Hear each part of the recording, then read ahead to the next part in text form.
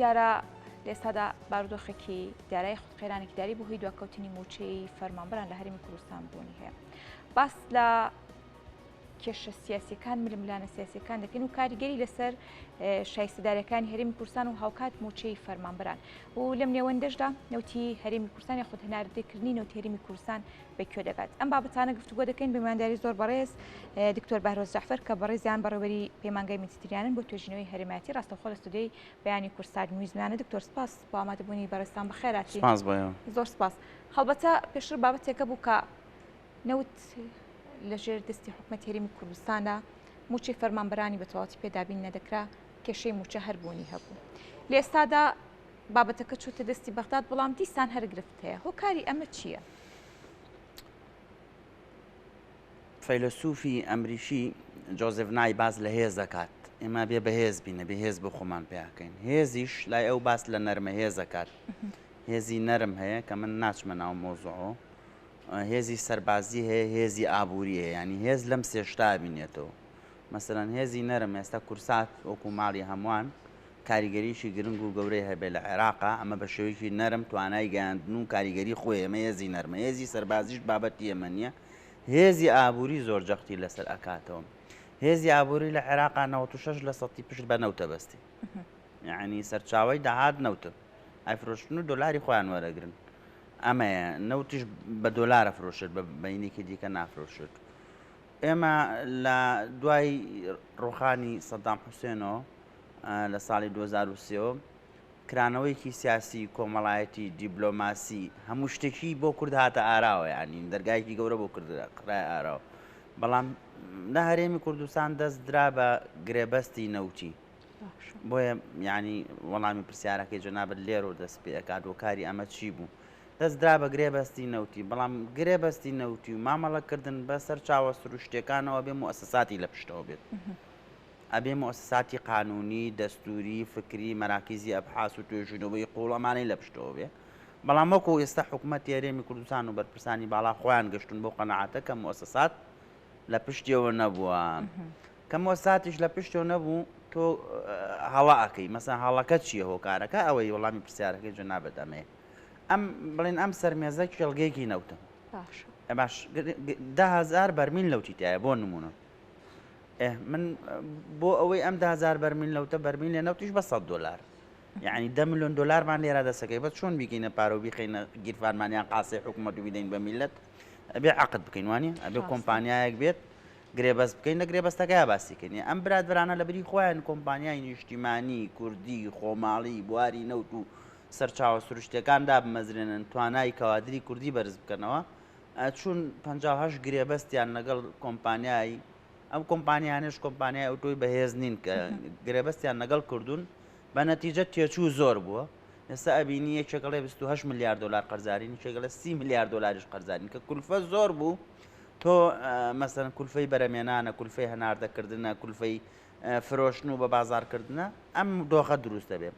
ینی بە کوردی تێچووی کۆمپانیانێ و دەوڵەتەکان زۆر بوو لە هەرێمی کوردستان. تۆ بەرمیلێ نەوت لە ناو خاکی وڵاتی خۆتە، لە خاکی پیرۆزی کوردستانە، کە بەرمیلێک نەوت بۆی لە ناخی زەویە لە قوڵای زەویا بێ بەرمیلێ نەوت 80 بۆ 100 ملیۆن ساڵی پێویستە لە وڵاتە بۆ بەرمیلێ نەوت. تۆ دێ بە کۆمپانیایەکی فرڕەگەزی بۆت بفرۆشە و بۆ دەربێنێ و بۆت پاڵێوێ بێگومان وەک ئەوەی لێدە 137 داهاتە گەڕایەوە بۆ قاسی حکوومەت. ئەین بەرمیلێ نەوت بە $100 وایە 137 دلاری گەڕایەوە بۆ میلەتی کورد و بۆ قاسی حکوومەت. ئەوە هۆکارەکەی بوو.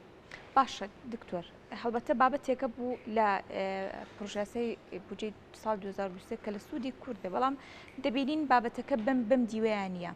لەمەی کە هەرێم دەڵێ من پابند بن، لە هەمان کاتە عێراق دەڵێ من پابند بن. کێشەکە بە دیاریکراوی لە کوێدایە؟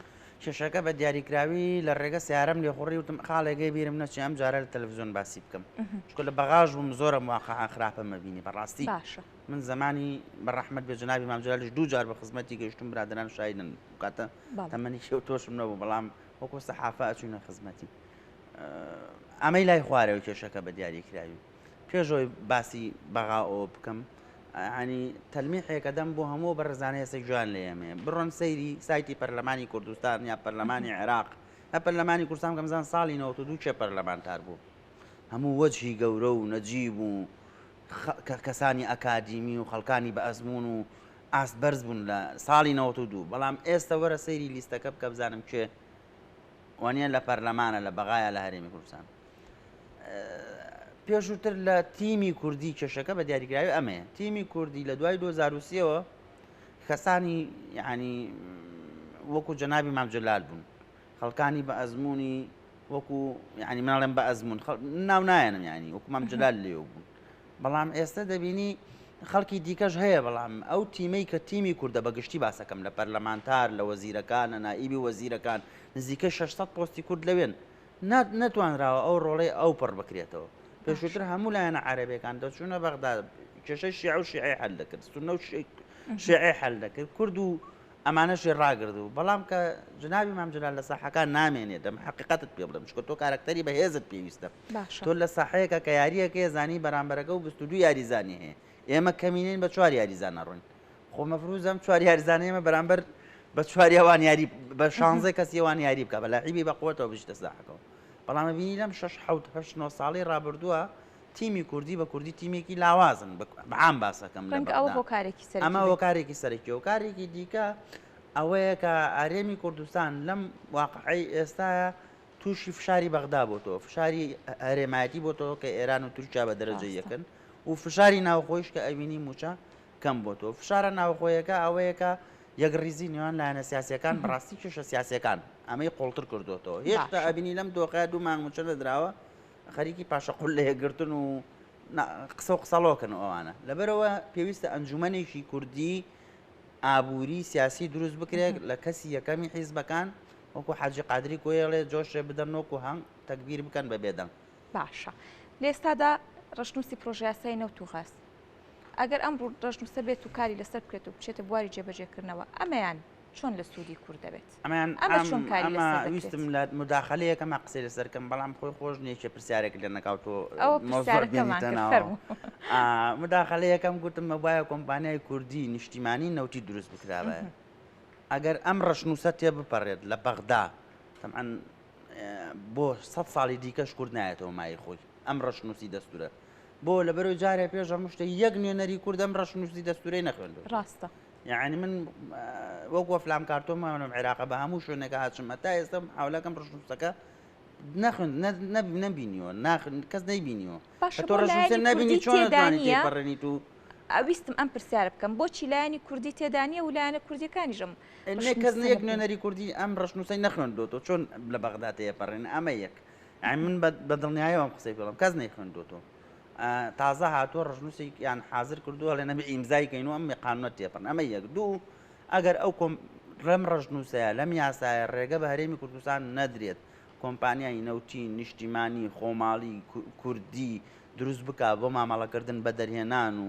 پاڵاوتن و هەناردەکردن و بە بازارکردنی نەوتەوە معناوایە ئێمە هیچمان نەکردو لەم قانونی نەوت و غازێ ئەمە یەک دوو ئەم پرۆژێ هەدەفی دەرەجە یەک ئەوەیە کە تەواوی سێکتەری نەوت و غاز لە عێراقا بخەنە ژێر ڕکێفی حکوومەتی اتحادی مرکزی بەغدا بۆیە ئەنجومەنێکی اتحادی پێکەن ئەنجومەنی اتحادیەکە سەرۆک وەزیران و وەزیری دارایی و وەزیری نەوت و وەزیری تەختیت و 12 کەسن ناوەکان لەم 12 کەسە یەک کەسی کووردە تۆ لە ناو 12 کەسا یەک کەس نوێنەری تۆ بێ کورد بێت توانێت چی بکات لەوێ یعنی لەوێ شاتۆ خاسیر ئەبێ یعنی کورتە ئێنیت و ناتوانانی هیچ شتێک هیچ حرەکەیە بکەیت بۆیە من قەنەعاتم وایە بەغدا کاتە کوژێ سوورە زانی هەرێمی کوردستان هەموو داواکان و هەموو پابەندیەکانی خۆی جێبەجێ کردووە و ئێستا ئاڵێ هەرێمی کوردستان نەوتی ڕادەست نەکردوم ئەم خاڵە زۆر گەنگە باسیکەم نەوت چۆنی ڕادەست بکرێت یەک هێڵ هەیە نەوتی هەرێمی کوردستانی پێ بچێتە دەرەوە